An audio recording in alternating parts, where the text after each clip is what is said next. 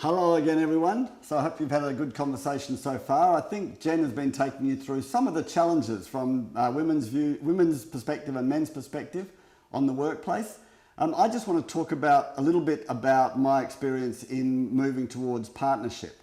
And again, I just want to repeat, that comes from a very particular place for me because I am dominant culture in almost every way you can think of. I am white, I'm male, I'm middle class, I'm cisgendered, I'm straight, I'm English speaking, etc., etc., etc.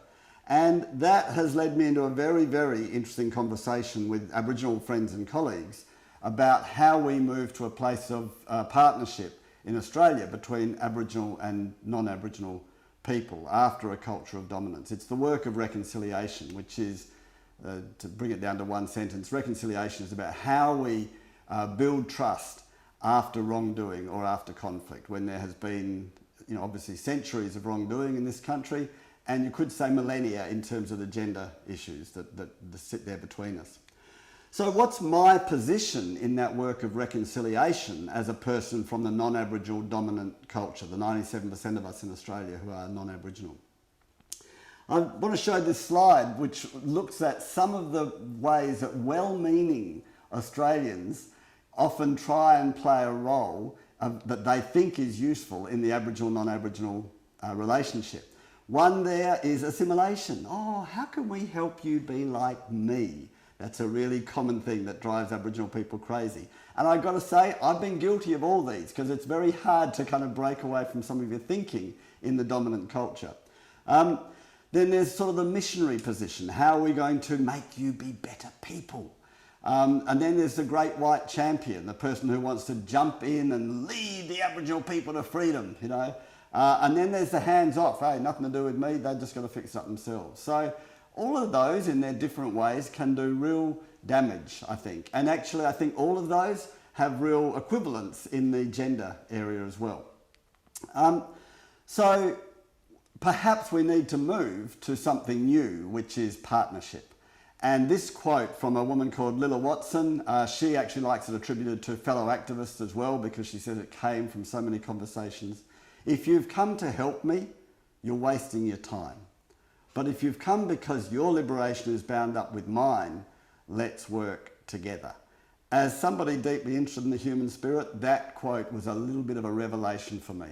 And I thought, okay, how do we become partners, human on human, in ways that nourish and benefit us all? So applying that into the Aboriginal world, and I don't know if this will make sense outside of context, but myself and a number of Aboriginal colleagues, particularly three, have formed up this sense of what is the Aboriginal work and what's the non-Aboriginal work, because they are different pieces of work. Hopefully you'll have a handout of that whole slide. Some of it may make sense to you. I'm just going to elaborate on a few of the points there. So one example, many of my Aboriginal friends say we have got to move beyond the impacts of history. We can't dwell in that pain that has been created by a very traumatic process of dispossession. Which is right. It is almost impossible for people to do that in all sorts of contexts, including this one. It's almost impossible to do that if we on the non-Aboriginal side don't play our role of understanding and acknowledging those impacts. Because if we keep trying to ignore them or minimise them, it almost pushes people into a place of re-traumatising themselves and staying in victim mode. Another one, my Aboriginal friends say we've got to be really resilient to racism. Absolutely, that's right. Well, what's the job of me as a non-Aboriginal person? That I need to be standing against that racism. It shouldn't be up to Aboriginal people themselves to stand against, idiots that come up with racist comments or whatever.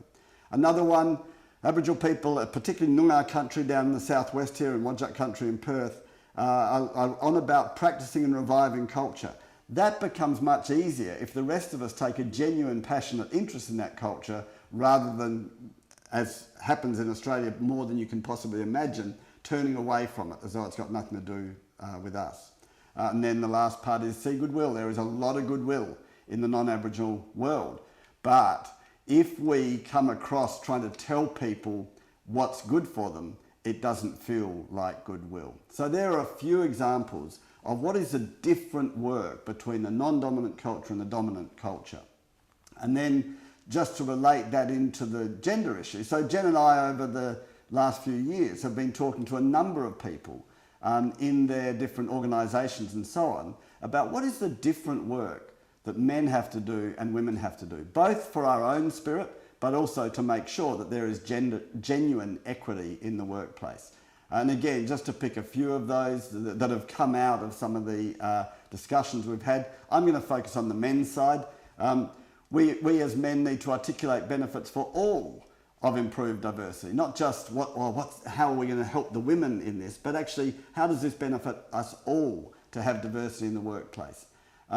We need to champion, this has been said, that we need to champion different styles of leadership and not feel that we have to stay in that very male, heroic style of leadership. We need to speak out against males dominating behaviour. We shouldn't leave it to women to do that. As soon as we see that, we should be able to speak up against that. And then obviously leaning out at work and creating the space for women, and leaning in at home and getting all the rewards of leaning in.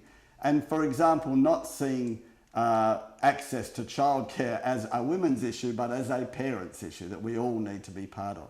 So those are just a few examples. I think Jen is now going to ask you guys to have a look at that and look at what is the men's work and the women's work. Enjoy the conversation. Thanks for having me on the screen here, and catch you later. See ya.